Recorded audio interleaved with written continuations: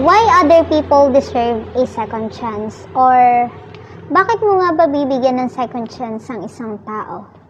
Dahil ba sa umaasa ka na magbabago pa siya? Or, dahil sa ayaw mong mabuhay ng may regret? Ayaw mong mabuhay na may pinagsisihan ka? Or baka naman, nanghihinayang ka dun sa pinagsamahan yung dalawa? Oh, aminin mo, ha? Alam nyo kasi, para sa akin, lahat naman ng tao deserve ng second chance.